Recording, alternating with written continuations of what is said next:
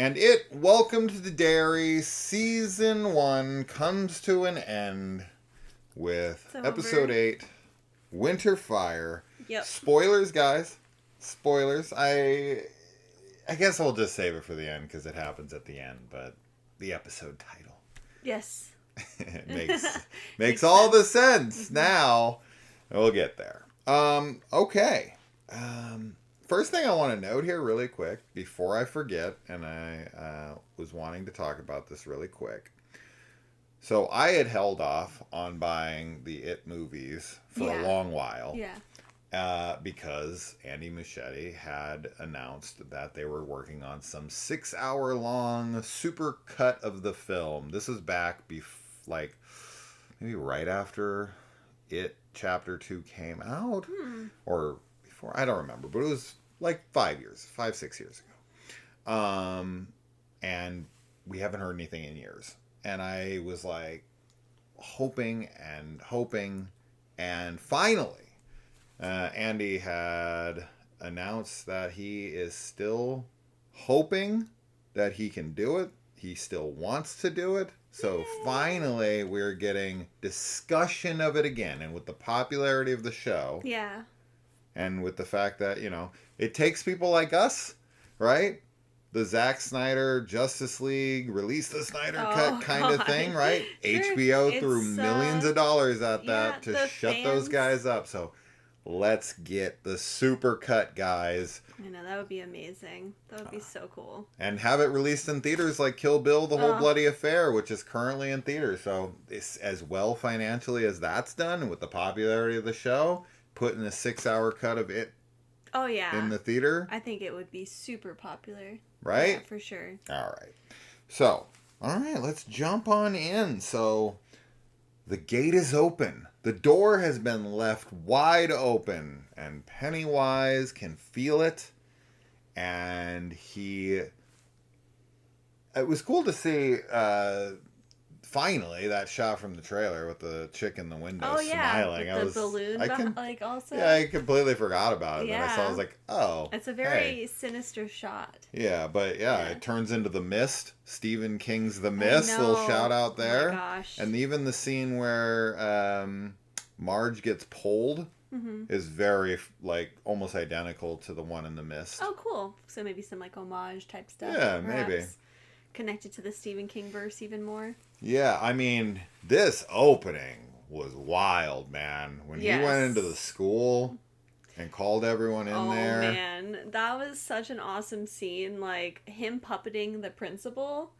So cool. And then, taking his head off with the fingers in the eyes and kicking it, out the window. That was great. Yeah, his dance and everything. I mean, this is definitely... I just feel like this is such an amazing finale. Every single part of it was just so good. Yeah. And we get so much with Pennywise, too, which is awesome. We get a lot more, lore on Pennywise, I feel. Yeah, we get more time with him, right? Yeah. A lot of people were... I don't know if they were pissed or upset or whatever, but, people were wanting to see Pennywise, of course, right? In those first, 4 episodes or so. I feel like the balance of the show, I think it's perfectly structured. Yeah. So I'm really happy with the amount of Pennywise. If you got this much Pennywise, all 8 episodes, it would have been too much. Building to him, through the first 4 episodes, and then, showing him incrementally more and more. And then this episode is just him completely unleashed. Was fantastic. And just him... The school scene where he, has almost this Carrie moment, and he puts the deadlights on all the kids and they all raise up, and the imagery too of them following behind. Yeah, it's the Pied Piper, right? He's got some trombone or whatever, and he's tooting along while they're all floating behind the caravan or whatever it's called. Fantastic imagery. So great, yeah. Reminiscent-ish of weapons. Yeah. Which is, I think this is one of the coolest shots of the entire year. All the kids floating behind his trailer. Yes, for sure. That was especially once they're on sick. the river and it's like icy and everything. Yeah. That was awesome. Yeah, I mean, it makes sense that Andy directed this one. Yeah. From my memory, he directed the first two and the last two. Very Mike Flanagan-esque, what he does with his shows. And I feel like, yeah, I mean, the episodes he's directed are probably the best episodes. That makes sense. Yeah, I mean, I have no real complaints. And ha, because, you know, we had mentioned, we talked spoilers and we said we were going to talk about the book, and there's, you know, vague plot details in there about this. We don't know anything really. We know about the black spot burning down. We know about little things, and one of those things was that Ronnie is one of the voices that's in the pipes, and we would assume she's dead from that, right? And so we had mentioned that she probably died, and someone commented like, spoilers, blah blah blah, mad at you. She didn't die. I told that person too. I was like, we don't know if she dies. We don't know anything. They could change anything they want from the book. It's not a fucking spoiler. We're just saying what happens. Yeah. And we don't even know for sure if that is. No, right? I mean, we kind of were thinking, like, yeah, we thought she was going to die. She does not. And we also thought that Lily might either die or at least end up in Juniper Hill. And she did not. So we were incorrect on those. But that's okay. But what I was right on from, like, episode 2... is Richie Tozier's mother. Very, very firmly confirmed. Yeah, I mean... that whole scene, I know we're kind of like jumping ahead, but we'll get there, I suppose. Because I know there's going to be other stuff to talk about. But yeah, that scene is amazing. Yeah, I mean, the dagger here basically becomes the One Ring from Lord of the Rings. Yes, we were like cracking jokes about that almost in like the whole opening. Carry the load. Yeah. I mean, that's basically literally the scene, it's a great, right? I mean, it makes sense for like a kind of evil, cursed object or whatever, that it sort of wants to go back to its master, so to speak, and that it affects the person that's carrying it. Well, wants to return to the place it landed, right? So, like, the farther you take it away, the more it corrupts your mind because it doesn't want to be pulled away from there. Yeah.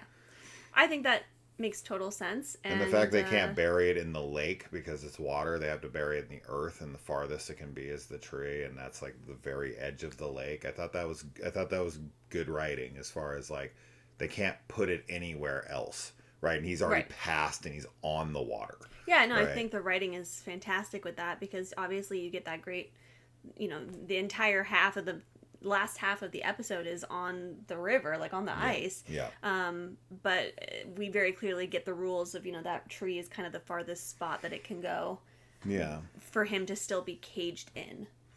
So it adds a lot of pressure and intensity. I mean, even though, like, we know ultimately that he has to be trapped again because he comes back in the future, I still felt a lot of tension in the whole scene. Sure. You know, Well, because you don't know who's going to live and who's going to die. Yeah. You know that ultimately he's going to get trapped there. You know that he doesn't get out. You just don't know who's going to survive trapping him there. Right. One thing that was explored here that I loved and is super interesting and obviously plays in heavily to the next 2 seasons is Pennywise's ability to see past, present, and future simultaneously. Yes. I thought that this was a really interesting way, and it was really cool to hear him call himself not only a god but an eater of worlds. That was a cool reference to the books.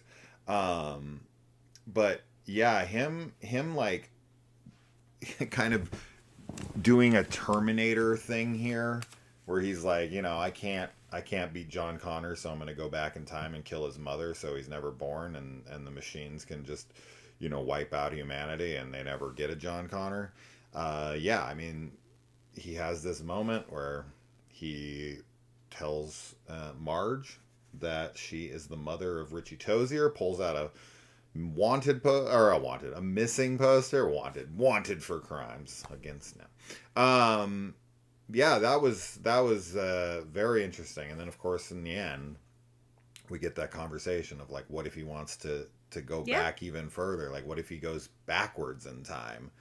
to try to fight against. Like essentially, It chapter 1 or 2, I guess, is like where he almost begins, and then he keeps trying to go back to stop his inevitable death from happening. Mm-hmm. Mm-hmm. Right.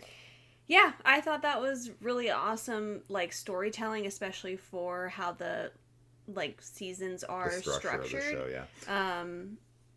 And I love the whole scene with Marge and him on the ice. I love, like, the very end when he gets frozen and is, like, about to eat her, and he's just terrifying looking, and that he gives her all this information about her son.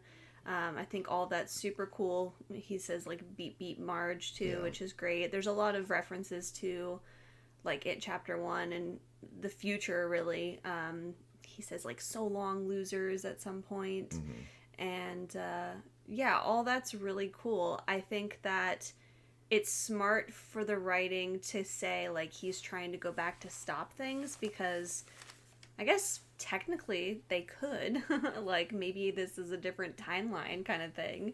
I don't think that will happen, but I like that it adds some stakes to things, mm-hmm. so that the future seasons, there's still a little bit of a question of, like, well, like, they could change things up. Like, he could kill somebody that, you know, snowball affects the future in some way. Yeah. So I do like that possibility. R.I.P. to Taniel. Yeah, that was really sad. The military sucks. Fuck the U.S. government.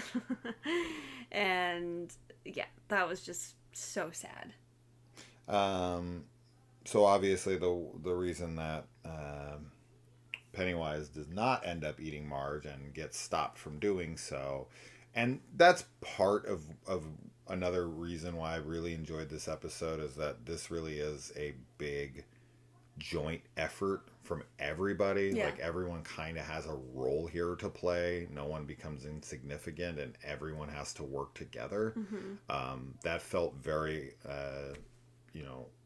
like, present there when everything was happening. I was like, oh, cool. Like, every person has a purpose here. So him holding off Pennywise long enough, and then them coming in and kind of breaking him out of it, and that unleashing him, right? Like, that stuff was cool. Seeing Dick get into his head, and make him kind of think he's Bob Gray again, which that was confirms awesome. That he is not Bob Gray. That's not the persona that he was. That is that character's name who took it on. Anyway, sorry, I got into a debate with someone I know that he was like, that's not Bob Gray. Bob Gray is Pennywise, blah, blah, blah. And I was like, not in the show, bro. And he's just, anyway. So, yeah, I mean, it was very cool to see him to kind of flip it, right? Because their first interaction... Sure, he was in his head and fucking with him, Hallorann. And he opened up all, the box that screwed him up so bad. And yeah, I mean, Dick was trying to kill himself. He was just like, I can't take this anymore. And that Rose steps in to give him drugs. Yes. Which thankfully, I guess, does shut up the voices of the, like, I don't know how, like, they're not Evil Dead, but, like, the ones that are, like, in pain and hurting and, like, reaching out to him. Because another huge part of this episode is that we get to see Rich, who... what is it, a motherfucking miracle? Yeah. That was amazing. I felt like that was such a fist bump moment, because obviously, like, one of the great things about the story is that it's children and, like, people coming together to fight against something, and that happens again here. As you said, like, it's sort of everybody a group effort, but just, like, the imagery of the kids at the end that are all, like, pushing together to kind of pull the dagger to the spot, and they can't get it, and then Rich's, like, angel coming up and helping give him just, like, a little extra strength to do it, and of course showing up at his funeral and everything and all that is wonderful. But Dick Hallorann can see him, and he's obviously at peace. So Yeah, just great. When he runs past Pennywise and gives him the finger. So good. Amazing. Yeah. And that shot of them all pushing the dagger into the ground and Pennywise like flying up behind them like a Valkyrie or something. All of that, like, so everything with Pennywise on the river, like when he is running around them, is really scary. Him in the fog and everything was freaking me out. He pulls the dagger on, he like goes backwards into the fog. That was so freaky. Yeah. And yeah, when he's like slow motion running towards the kids and like looking at all the adults and giving them that like cheeky grin of like, I'm gonna. He's skipping, isn't he? He's skipping. You're right. I'm gonna get out. And then, of course, they're shooting him. All the gags with his head, like, growing back and the different faces. Yeah. And, so cool. Like a Jack in the Box. So cool. Yeah. Yeah. No, that was great. And that's, once again, like, because the adults have to kind of hold off the military. They're holding them at gunpoint. And then Leroy comes in and he shoots him to kind of slow him down to give the kids a little more time, and Dick Hallorann like held him off, and like as I said, like everybody has their role and has their purpose, and it felt there. So and as I said, I mean the imagery just everywhere within this, it's all just top-notch shit. I mean this felt like a film. I mean this feels like 100%, the end of a movie. Right, so we're just so spoiled to get stuff like this, and let's see. So yeah, they defeat him. I thought he was gonna kill Ronnie at least there when he was trying to come at them and grab him, but I guess Ronnie gets to live. I'm glad. So she deserves to live. I guess he just uses her voice to talk to Bev. Although that's the book. This is the show. They're two different things, right? And the films, like It Chapter 1 and 2, is not exactly the same as the book. So this is still, like, the Stephen King universe, but it's this film version. This is the Andy Muschietti-like version. This is such a better version, for me, of, like, the Ghostbusters Afterlife moment when Harold Ramis's character comes back to fight alongside of the Ghostbusters. Like, I don't know. I guess maybe I'm just down on that scene because they use like CGI to bring him back, and it is just like, I don't know about how I feel about that, but that moment, the way it's supposed to feel, like that's more of like what they were expecting me to feel is what I felt here. Sure. With Rich coming up and seeing him run out of behind that native person's ghost, and just the middle finger and the putting it down and all that shit. Wonderful. I mean, just incredible to see Rich kind of get an extra send off. It felt like a on your left Avengers Endgame kind of moment. Him coming out of the portal to help them fight the last fight. Just excellent stuff. So yeah, it was a really good send off, and everything with his funeral was wonderful. And then, I mean, after his funeral, which Dick kind of understands his place a little more, but he's still like, I'm still trying to figure that out kind of thing, and tells the parents that Rich is with them. Then we get this very, very sweet moment where Marge sees that one of his planes did make it to Main Street. That was so sweet. Very, very cute. Nice. Then, as I said, Marge and Lily have that conversation, and she's like, he showed me my son, and she's like, what? And he's like, maybe he can work backwards through time, which of course is, referencing that this show is going to go backwards in time, and now we're going to have kind of like the driving force for Pennywise moving backwards. Right. Next season, we have 7 characters, really, because he's going to want to go after one of the losers or 2 or more of the losers' lineage. Yeah. Right? So in this one, he went after a Tozier. And Hanlon.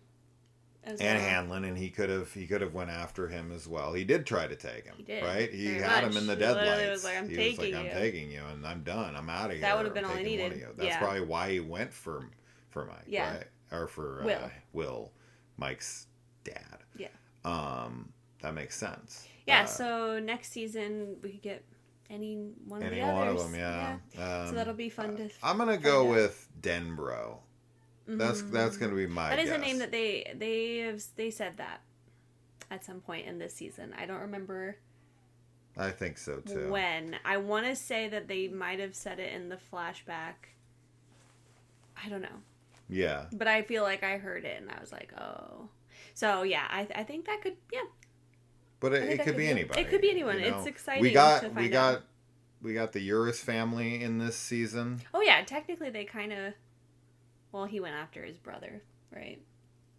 Yeah, he just got the wrong He Urus. got the wrong one. So yeah, that's funny. Yeah. Maybe that's why he killed them. Maybe he wasn't sure. I don't see how that'd be possible. Interesting. Yeah. Maybe because once the gates open, has more power, and so he can see clearer. Right? And then he's like, oh, I gotta go after Will and Marge, because those are the two kids he specifically goes after, which would make sense. So yeah, maybe he could kind of see it was hazy-ish, but then, now that he's got a clear vision of it, that the gate's been opened, now he's like, he can see it better. I can go back to 1935 and find exactly who I need to kill. I'll get the Denbro family or whatever, right? So that's possible. I don't know how likely that is, but regardless, it's a theory. Yeah. So yeah, there's that, and then we have, of course, the obvious cool reference here of Dick showing up and saying that he's gonna take a job at a hotel to learn, like, to be a chef, a cook. Yeah. But I think in London is what he says. So it's before, but I don't know, because he does say, like, how hard can, or like, how much trouble can a hotel be, which is great. Yeah, absolutely love that. I'm sure he's going to London to take culinary classes. I won't be surprised if that's what if like in the book he says something about, like, I had a job in London or whatever. Yeah. I just don't remember specifically, but that ultimately cool. leads him to the Overlook, obviously. Super duper cool. Love that.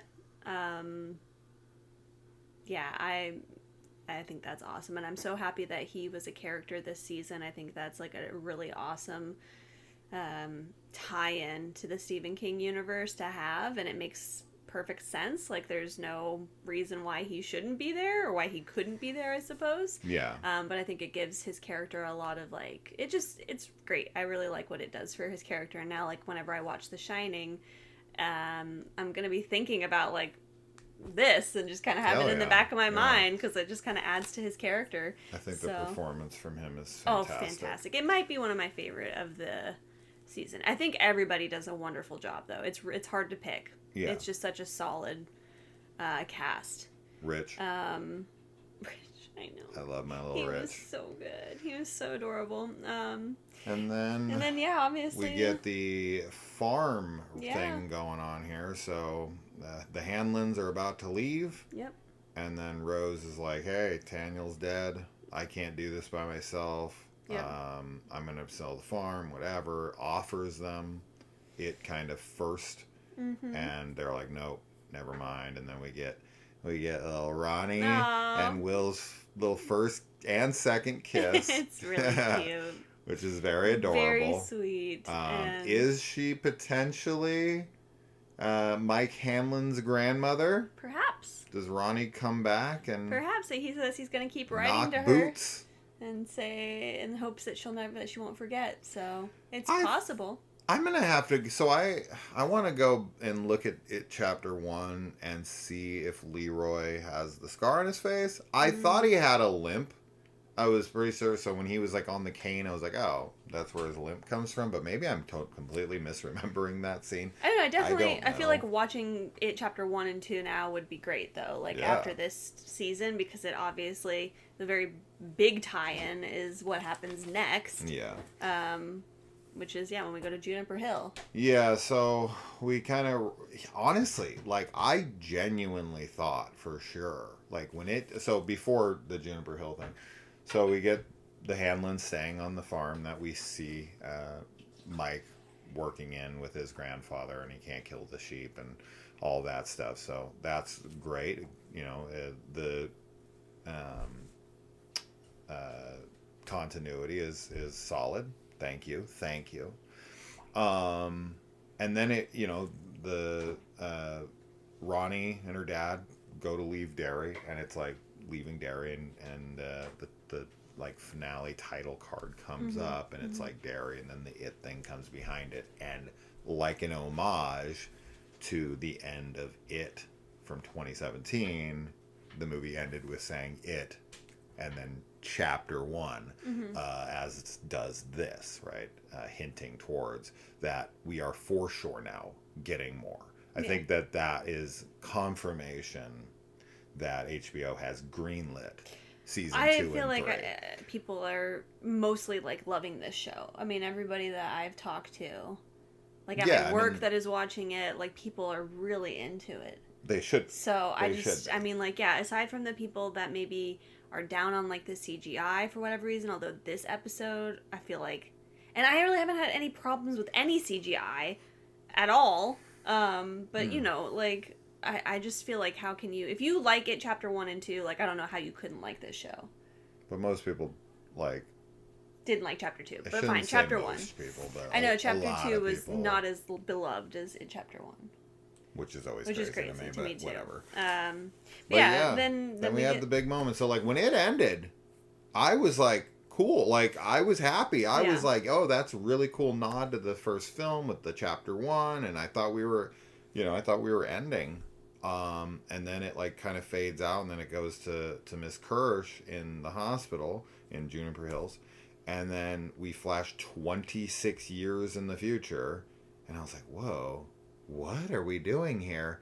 And we bring back the original actress from It Chapter 2 that plays Miss Kirsch, confirming once again that makes sense. That's the age she would be there. Yeah. Right? So then when she's 27 years even beyond that, we know now that is definitely Pennywise who has taken over her persona. So to see that actress come back for this little bit scene, happy she's still alive. I don't know how old that woman is, but she's got to be getting up there. Seeing her come back just for this kind of little cameo thing, and then her hearing something and walking down the hall, and when they say Marsh, I was like, wait a minute. Yeah. You know, and then we see, obviously, Bev's mom has hanged herself, which gives a little bit more depth to Bev's, right? And then you see her dad hitting some redheaded girl. Oh my gosh, when he, like, shrugs her off. And she's boom, like... we got Sophie Lillis herself coming back to reprise her role for a cool 5-second little Bev Marsh cameo. And she's got her long hair still. Continuity is on point there. I don't give a fuck what she looks like. I don't care that she looks older. No. Don't care. She looks at wonderful, all. and that's so exciting. And Mrs. Kirsch says her, like, that famous thing that she's already said that, when people die in Derry, they don't really stay dead or die.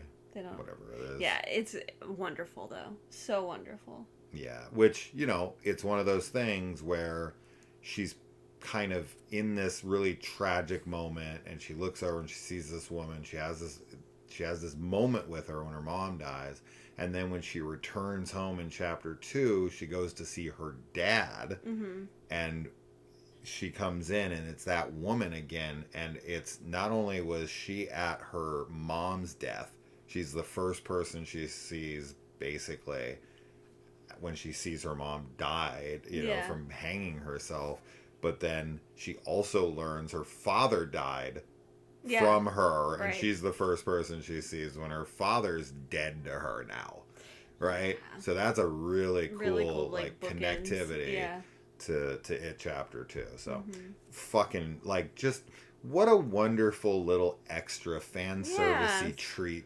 It does not need to be there at all for any reason except for pure fan service, and that makes me believe that we're gonna delve further than that. We're gonna get other little glimpses like that. Right. Right.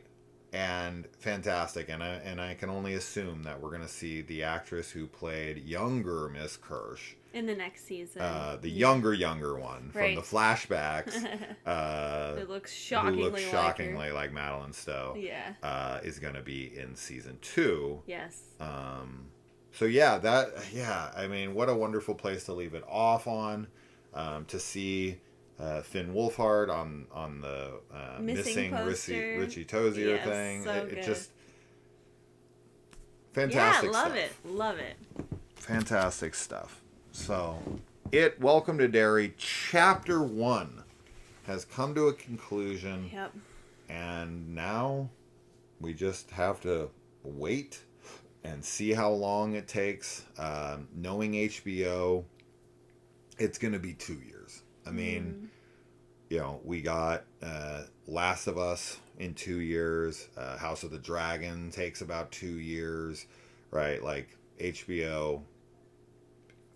Probably about unfortunately, it's going to be 2 years before we see it. Hopefully, though, fingers crossed, that what we can get to tide us over in between the 6-hour cut is the 6-hour supercut next Halloween. That would be great. That'd be a wonderful in theaters, time to release it in and theaters. then a month or two later they release a 4K supercut. Yeah. On disc. Yes. For Christmas. Yes. Right? Oh, fingers crossed. Make that happen. So cool. We need to start the petition. We need to release the Muschietti cut. Right? Yeah. Let's make it happen, everyone. So, what were your thoughts of the season as a whole? I mean, it's a fucking phenomenal show. I mean, it's as good as I could have hoped for. I mean, it's so wonderful to have something like this. Mm-hmm. Basically, an 8-hour film now. Mm-hmm. This one season is longer than both. Yeah. Chapter 1 and 2 together. And it's just as comparable in terms of like the quality and the performance and everything. So agree. Yeah. Wonderful. I hope you guys loved it as much as we did. Yeah. But yeah, let us know, especially like what your favorite parts of this episode were, if we missed anything. It'll be fun one day to potentially watch season 3, 2, 1, It Chapter 1, It Chapter 2. Yeah. Right? Mm-hmm. We'll see if that's like, will that work? Right? Would it be better to watch season 1, 2, 3? Mm-hmm. But it would be fun to just watch it chronologically. I know, that's what I would want to do. Yeah. To see it chronologically. So, anything more for the season, my love? No, I think we talked about everything. My mom? Oh, yeah. Thanks, Mom. You're welcome, son. Mom. I used to be... things have changed so much in such a short amount of time. I used to be your father. Yeah, but I'm now But now you're my mother. Yeah. Shit has gotten weird in these comments, guys. But hit us with them, whatever. Shitty comments are comments, and that's engagement, and that promotes us more. So the more you hate us, and the more you talk up to us about how much you hate us, the more you push us further and further. Technically, the more we benefit. Yeah. So have at it. Call us fat and mom and beard, cancer patient with a shitty beard and whatever you want. But that's that. That's that. The season comes to an end. Couldn't be happier. Yeah. Until next time. All right, guys. Bye.